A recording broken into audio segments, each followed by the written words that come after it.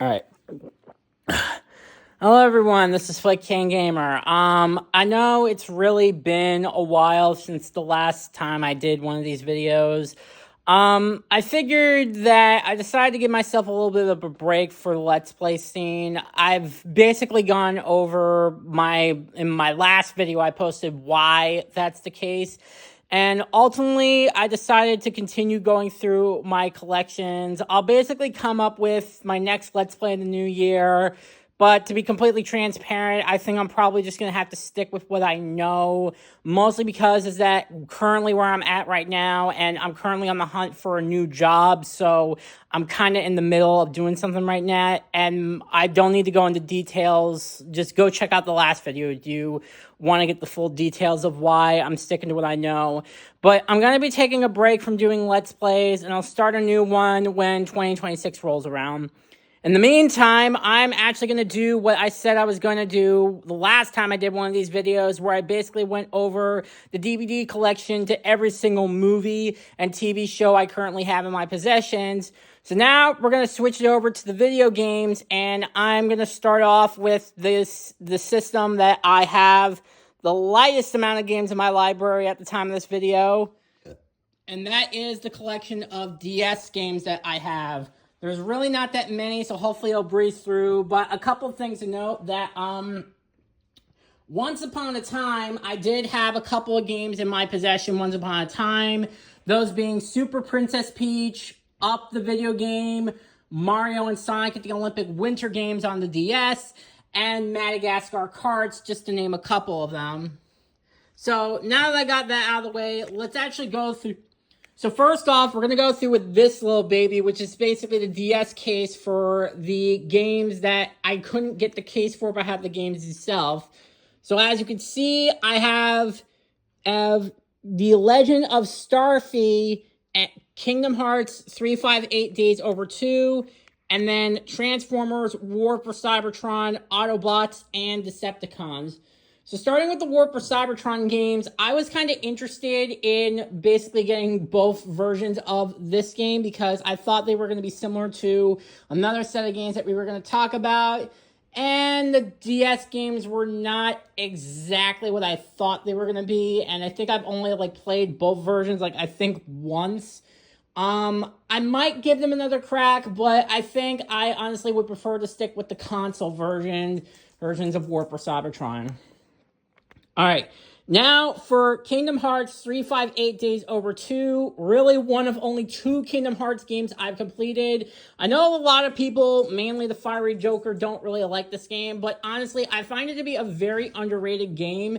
I think maybe it might be because I had a lot of patience with the game, and even despite some setbacks from a couple of the bosses, obviously the biggest each ones would include Leech Sea and the Ruler of the Skies, but then also that frickin' battalion that Roxas has to fight in the Beast Castle on day, what was it, 170 something? And then that Sand Sky Heartless in Agrabah on day something. I don't know what it was.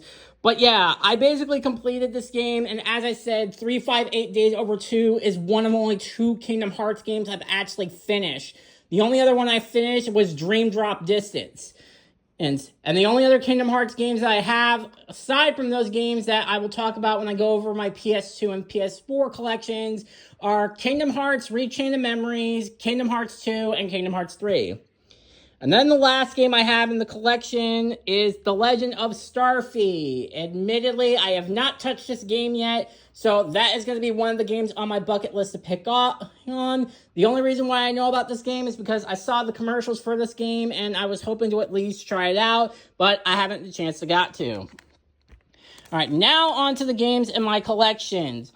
So, Pokemon White 2, you probably already know about this game considering that I basically done an entire Let's Play on this game for almost an entire year that I just finally finished wrapping up a few months ago.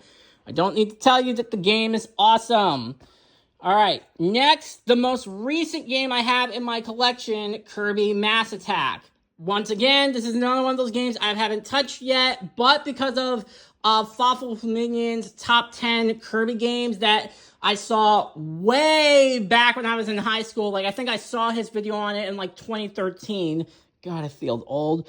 So yeah, this is another game I'm definitely looking forward to trying out. Okay, just really quick because I'm just realizing this now. So here's another game I have in my collection. Is the other version that I basically showed off is Pokemon White 2. And funnily enough, I have the case for it. Well, okay, technically not. So technically, this Pokemon Diamond case actually belonged to my sister, but because she stopped playing her version of Diamond years ago, and because I only got the bare cartridge of Black 2, I basically had to use this game as kind of a cover. Alright, next, Pokemon Platinum. In my personal opinion, my favorite Pokemon game in pretty much everything.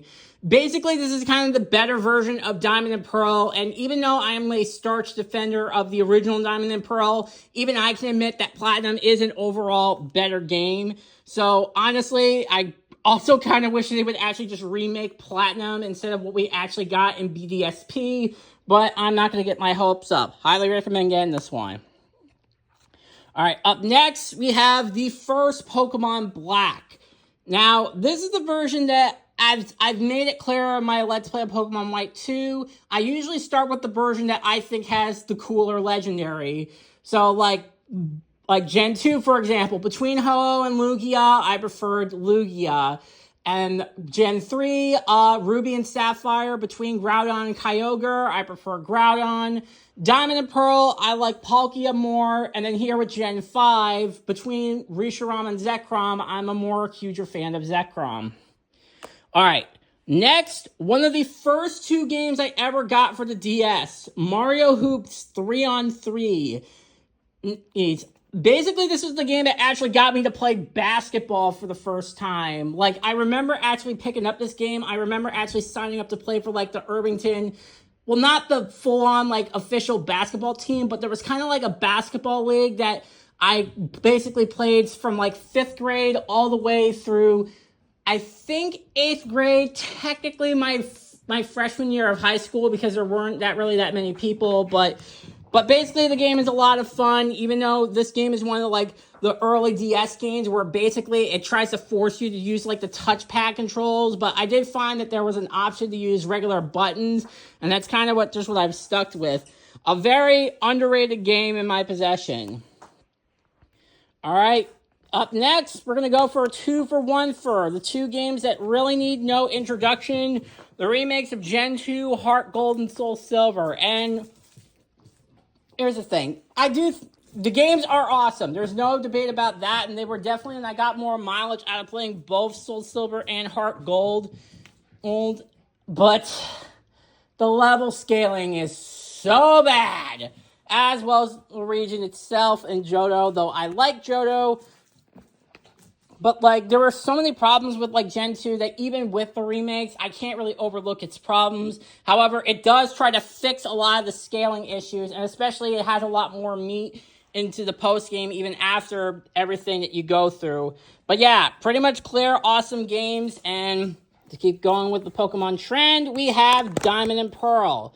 Now, I know there's been a lot of hate toward these games over the years, and I get, because of, like, the slow time in terms of battles and the slow pacing, I could see the problem with that, but I didn't really mind it all that much. Honestly, Pearl was probably like the first official Pokemon game that I actually completed. I mean, technically the first Pokemon game that I played was Ruby, and as you can tell, I have some of the GBA games, and I have them in these cases like that. But ultimately, I just felt like that with Pearl, I was able to get more mileage out of it, and honestly, the sprites in the game are still relatively good overall. So, honestly, I still find the games to be very underrated, but I understand why there are people that have its problem. Alright, next, Pokemon White. Basically, the first version of Gen 5. I remember waiting for this game, like, my dad pre-ordered it, and I'm trying to remember.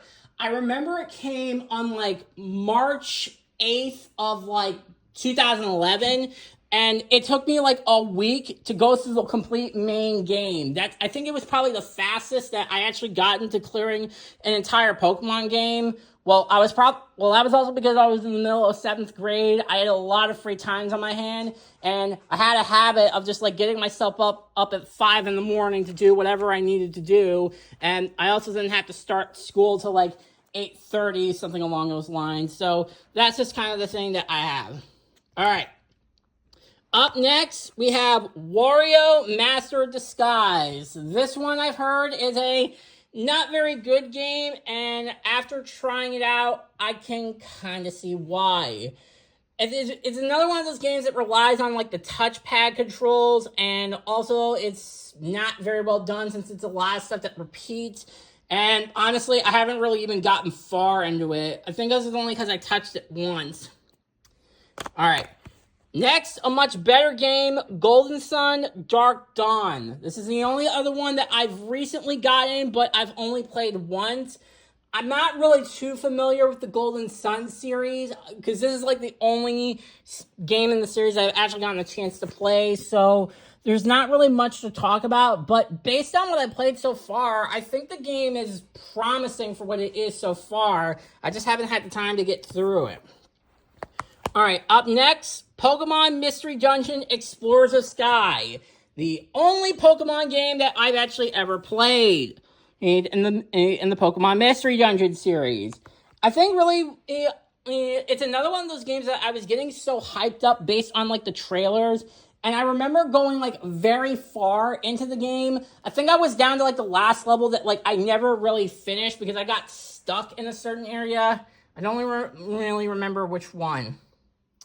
All right, next, the DS version of Mario and Sonic at the Olympic Games. Basically, because I didn't have a Wii at the time, I had to substitute for the DS version. And it was a good thing and a bad thing, because I was one of those obsessive compulsive people that wanted to get first place at every opportunity that I could. It also didn't help the fact that because this game had to rely on the touch screen controls, I basically had to do things like blow into the microphone until my lungs gave out, or essentially having to tap the D-pad repeatedly and not always get first place. And like I said, because I was a perfectionist, I would take it very, very seriously. Now, I haven't really gotten a chance to get the console version, even though the promos for this are like very freaking awesome and nearly 20 years later. Since really Beijing of 2008. God, I feel old. But yeah, there's not much else to talk about here. All right. Next game I have a bit of a history with, and it's a game that is very rarely talked about, and that is Lego Battles. Now, this game, I remember at our Victory Day Camp, there was like a magazine that held like the promo for this game. And based on the advertisement, I thought this was going to be similar to like either the Lego Star Wars video games or the Lego Batman in games. Because I honestly thought, like, as you see on the cover, it's like so many like Lego like IPs like going at it. I thought it would be something like that. And I thought it would be similar to those games. And also the DS version of Lego Star Wars The Complete Saga, which was another game I had in the collection. And at the time, I thought this game was going to be something like this. And then it turns out I find out that the game was actually an MMORPG. And I have never played an MMO, like, ever. So the gameplay style was definitely something completely foreign to me. And I think I only got as far as, like, the first, like, not the first chapter, because I remember completing a couple of battles, but, like, I never actually finished it. All right, up next, we have Sonic Rush Adventures. This is another one that I saw the promo of the first Sonic Rush game, and I was able to pour hours into Sonic Rush Adventure, and I remember the game being a lot of fun. I just never finished it because the Johnny Bandit missions can go suck a dick. Because you have to be forced to get all the Chaos Emeralds and the Soul Emeralds just to get the true final boss. And while planning the course of the map to like each new island was fun, it was a very tedious process. And like I said, because you had to rely on the touchscreen controls, you had to be absolutely perfect when you were racing with Johnny, depending on which Chaos Emeralds you were trying to shoot for. It would take forever to get through that. And like I said, this is another one of those games I never finished because those missions were so ball-bustingly hard. So like I said, the game is fun. The Johnny races can go suck a dick. Okay, now for the games that I've talked about before. Transformers, Autobots, and Decepticons. Now, I got the Decepticon games first because, like I said when I talked about the Unicron trilogy, is that I was a massive Transformers fan, and I think at the time I had just recently saw the first Michael Bay movie, which I've already talked about before. So what I like about both versions is that basically, first of all, they got a really amazing voice cast for both of those games. Like, not only were they able to get, like, Peter Quill in to reprise his role as Optimus Prime, but they even managed to get Frank Welker to reprise his role as Megatron. And, of course, the biggest elephant in the room is that they got Keith David to do the voice of Barricade. What I liked about the Decepticons versions is that essentially it's a version where you can basically just do whatever the hell you want. But, like, we actually got to see all the Decepticons be, like, very three-dimensional characters instead of what we got in the actual movie based on who they had at the time. And that it actually felt like a family unit.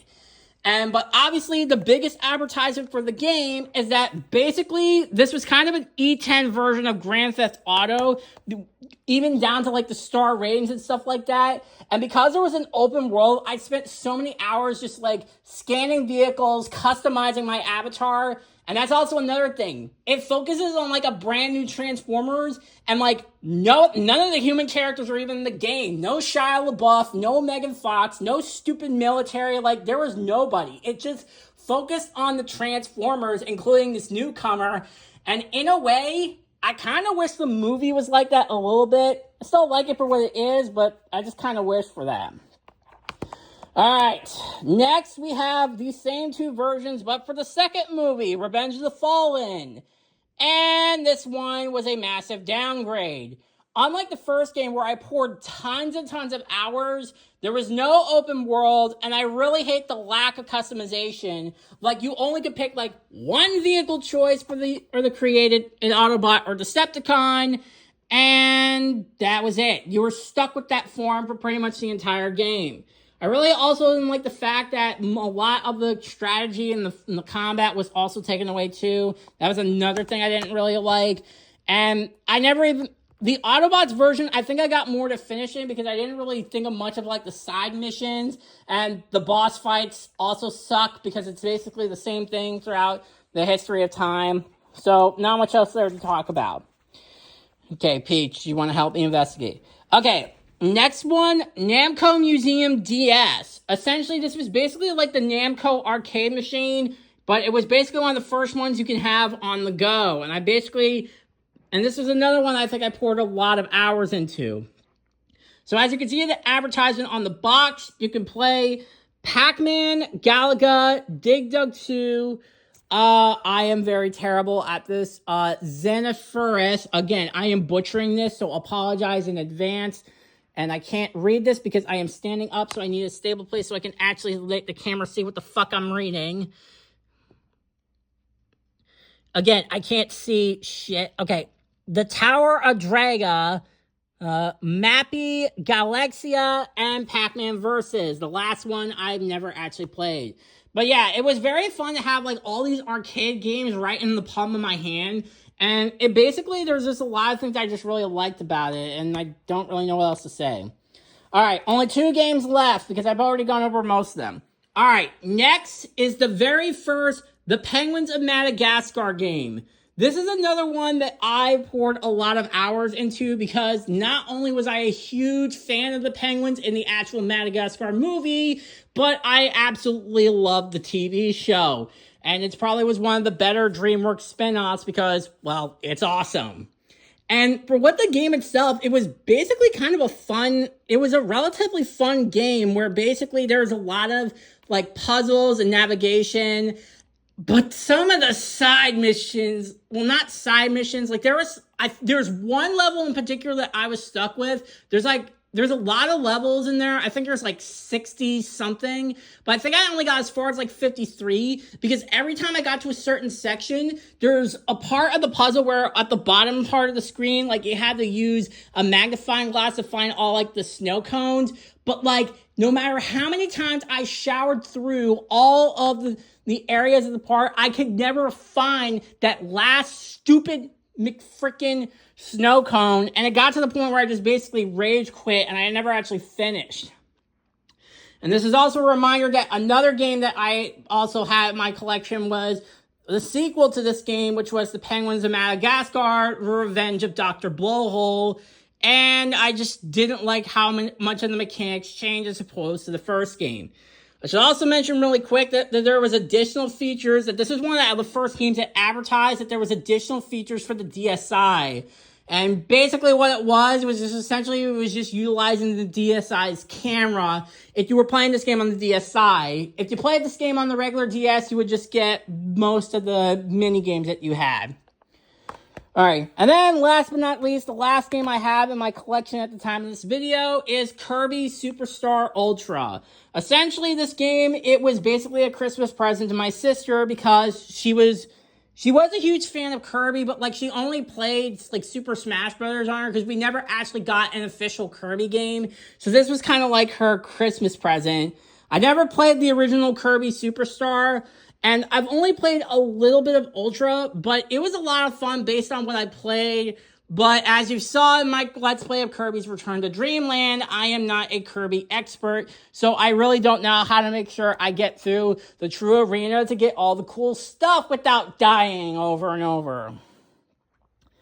And that's pretty much it. That's pretty much all the games I have in the DS library as of right now. There's obviously a couple more that I am trying to shoot for. Maybe stuff, mostly stuff like the Super Mario RPGs, and stuff like that. Like I said, I think maybe it's just because there weren't that many games on the DS that like really stood out to me. I mean, there was a couple I did see advertisement for, but like a lot of it was just like generic shovelware and like movie license games. So as you can tell, there's really not that many games on the DS that I really have in my collection that I'm like striving to get, as opposed to some other consoles where I'm still actively trying to look for them. But yeah, that pretty much is going to be it for this video. There's not that many DS games that I've talked about, but I really hope that you liked it and I hope you enjoyed it. So next time we'll take a look at another console of games that I've owned and just talk about my personal experience of the games that I've owned. I'll see you guys next time. Bye.